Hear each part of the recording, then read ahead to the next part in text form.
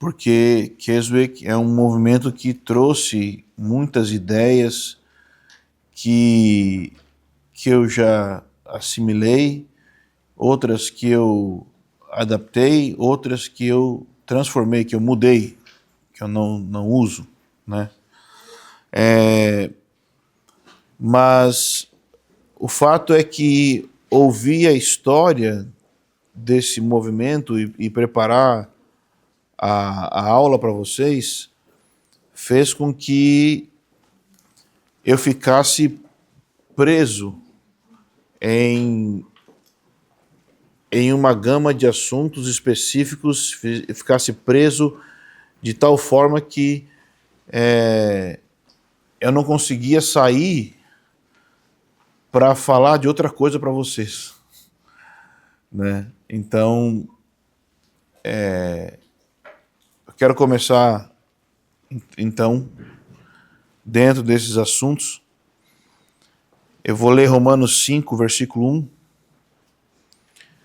Romanos 5, versículo 1 fala que, portanto, justificados pela fé, temos paz com Deus por meio do nosso Senhor Jesus Cristo.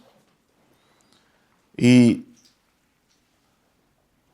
quando a gente fala justificado, é uma grande palavra. Normalmente, na teologia, vai se traduzir justificado, vai se explicar justificado como sendo o termo ser considerado justo. Ser considerado justo. Mas justificado não é apenas isso, ok? Justificado é uma grande obra de Deus que nós sim passamos a ser considerados justos diante dele, mas também é o fato de que ser justo é tudo que você precisa para ter a vida feliz, plena, que você quer, que você precisa, porque é baseado numa vida justa que nada mais é do que uma outra palavra para santidade, porque a gente talvez usa a palavra santidade para outras coisas. Mas o que é justo? Justo é alguém que é reto. Justo é alguém que faz aquilo que é correto. E isso também é alguém que é santo. É alguém que, no campo mais básico, olhando o comportamento. A questão é a seguinte: a justificação, ela tem um aspecto legal. É como se fosse um tribunal e você foi considerado justo, ok? Foi dado veredito. Sabe quando no tribunal é dado veredito inocente? Então, Romanos 5 está dizendo que no tribunal de Deus foi dado o veredito sobre você inocente ou justificado, uma pessoa correta. Qual é no bom sentido aqui, a pegadinha do termo considerado justo? É que você não é. Você não é justo. Então, legalmente, você é considerado justo. Experimentalmente, você não é. E isso existe muito no reino de Deus e nas histórias da Bíblia. Alguém recebe uma promessa e ela, quando recebe essa promessa, ela já passa a ser considerada como possuidora daquela promessa. E o exemplo mais simples que eu tenho para dar é o exemplo de Abraão, que ele recebeu um chamado de Deus e ele passou a ser considerado pai de nações sem ser pai de ninguém. Então, ele legalmente era pai de nações. Experimentalmente, ele não era. Legalmente, diante de Deus, considerado diante de Deus, estava tudo certo. Mas na experiência prática do dia a dia, ele não tinha aquilo. E isso acontece com a gente. E a gente não percebe. Acontece de várias formas. Vamos colocar duas. Uma forma é: nós sabemos pela experiência que não somos santos, que tem pecado na nossa vida, e por causa disso, nós entramos num looping de condenação na nossa mente, de pensar que Deus está longe de nós, de pensar que Deus não quer mais nada com a gente, porque tem pecado. Só que o texto diz que você foi justificado. Sabe o que isso significa? Não tem pecado que desfaça a sentença que foi dada sobre você. Nada, nem ninguém vai poder separar você do amor de Deus que está em Cristo Jesus.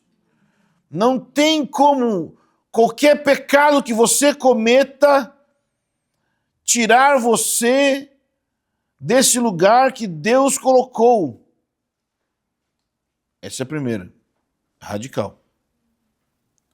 Mas tem a outra, que é crer nisso que eu falei, crer que você está numa posição segura dada pela justificação, pelo ato exclusivo de Deus que você recebeu pela fé através da graça, e ficar nisso. E não perceber que você foi justificado do pecado, ou seja, a condenação do pecado não tem mais poder sobre você, você não vai ser mandado ao inferno por causa do pecado, mas só que o pecado desagrada a Deus. O que importa não é se eu vou para o inferno ou não vou para o inferno. Claro que isso é uma boa notícia, mas a questão é, o que importa é que o pecado desagrada a Deus. E tem pecado na minha vida. Então a questão é a seguinte: como foi que eu fui e que você foi justificado pela fé? O termo, a frase já explica, né? Pela fé. Nós somos justificados através da graça, ou mediante a graça, através da fé. Só que a fé que justifica é a fé que santifica. O mesmo processo que você passou para entrar e ser justificado e ser aceito é o processo que você precisa passar constantemente para que você, de fato, seja santificado. E eu vou dar aqui 4 passos práticos. Bom, nem tão práticos. Vou dar 4 passos que vêm desse movimento de Keswick, e passos esses que foram criticados por teólogos importantes e que é importante entender a crítica, Mas por enquanto, como você nunca nem ouviu, é importante você ouvir pela primeira vez. E depois, as implicações, nós vamos tratar também, tá? Não hoje, mas entre nós. Então a primeira coisa, você foi justificado pela fé, mas continua existindo pecado dentro de você. E como que faz para você vencer o pecado? Será que você tem que fazer mais força? Será que você tem que ranger os dentes? Será que você tem que pagar o preço? Não. A primeira coisa que você precisa fazer para vencer o pecado é reconhecer sua incapacidade. Esse é o primeiro passo. Reconhecer sua incapacidade de vencer o pecado por você mesmo. Você sozinho não consegue vencer. Então você tem que dizer de uma vez por todas: eu não posso.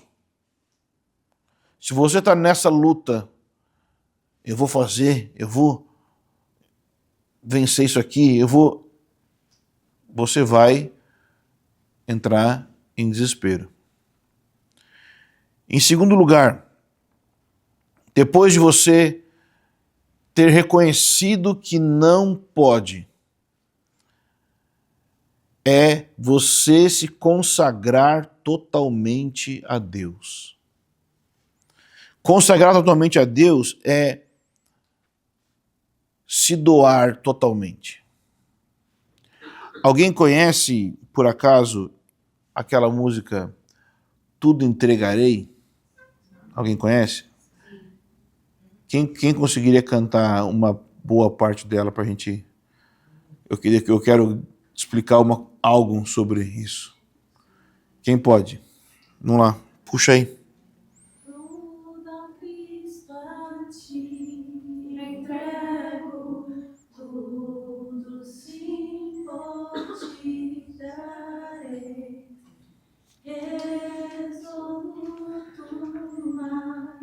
Submisso, sempre, sempre seguirei. Tudo entregarei, tudo entregarei, sim, por ti, Jesus bendito, tudo deixarei. Sabe o que eu descobri ontem? Essa música foi escrita em Keswick. Então, a música às vezes fala mais do que a pregação. É você entregar tudo, consagrar tudo, toda a sua vida. Não é... Quero que você entenda. Abraão não foi até o monte para sacrificar Ismael. Não. O que eu estou dizendo aqui é que ele não foi. Ele não foi até o monte sacrificar Ismael. Porque Ismael é o filho que ele gerou na carne. Ele foi sacrificar Isaque, que é o filho que nasceu por milagre. Você não chega no altar e fala: Deus, eu entrego meu namoro impuro. Eu entrego minhas dívidas no teu altar, Senhor. Tudo entregarei. Não. Dessas coisas você arrepende. A entrega é a entrega de tudo que é de Deus, de tudo que é mais importante. A gente entrega a Ele. A gente entrega isso totalmente, tipo assim, em Coríntios é dito o seguinte: se o Espírito de Deus habita em vós, vós não sois de vós mesmos. Então, não é que você vai entregar para Deus algo que já não seja dele. O problema é quando você faz uma compra na Amazon, você comprou, você pagou, mas não recebeu a entrega. Então, às vezes é isso que acontece. Deus pagou por você. Ele pagou o preço de sangue por você. Mas é hora de entrega. Entrega total. Em terceiro lugar, é confiar no poder de Cristo para viver a vida cristã. O que isso significa? Cristo, a Bíblia diz, não sou mais eu quem vivo, mas Cristo vive em mim. Como que eu vou viver essa vida de santidade que está sendo me proposta na Bíblia? É impossível. É verdade. É impossível. Mas não é impossível para Cristo. Se você deixa Cristo e a vida dele viver em você, você vai ter de fato essa realidade sendo experimentada. Jesus viveu 33 anos de maneira obediente a Deus. E agora ele habita dentro de você. Você tem o espírito do homem obediente. Você tem o espírito daquele que obedeceu até a morte e morte de cruz. E, em último lugar, é viver numa postura de dependência contínua do Espírito Santo. Não é passividade, mas é estar atento à direção do Espírito. Em inglês, eles falam ao prompt, a iniciativa do Espírito, aquilo que ele traz para nós, que ele nos empurra, que ele nos direciona. Constantemente no nosso dia a dia, o Espírito Santo está dando dicas, falando coisas, mostrando coisas, e a gente às vezes passa batido porque pensa assim, isso aqui é ser muito santarrão, isso aqui é querer ser santo demais. Mas na verdade é o Espírito Santo direcionando você a viver o fruto do Espírito, a viver a realidade de Deus. Esses passos são passos muito simples e não são sagrados, não são a palavra de Deus, mas eles são alguns passos para começar a pensar a respeito de como sair da dimensão legal e entrar na dimensão experimental. Deixa eu encerrar falando sobre isso. Muita gente tem chamados, mas ser chamado e ser estabelecido no chamado são duas coisas diferentes. Cheio de missionário nas conferências missionárias com chamado. Eu tenho chamado para tal país. E daí que você tem chamado para tal país?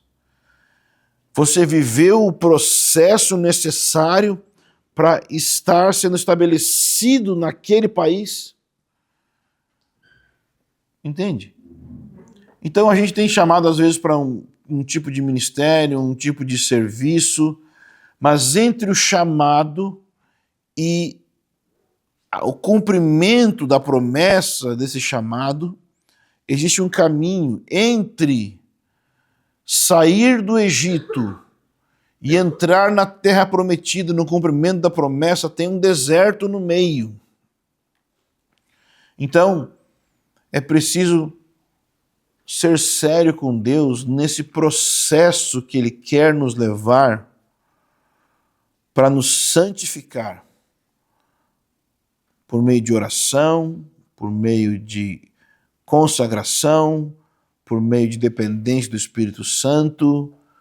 Nós somos chamados para isso. Amém? Pai, eu peço que o Senhor abençoe o início dessa semana, nos levando a uma consagração mais profunda de Ti mesmo, Senhor. Nos leva a um lugar mais profundo em santidade e em pureza, em nome do Senhor Jesus. Amém.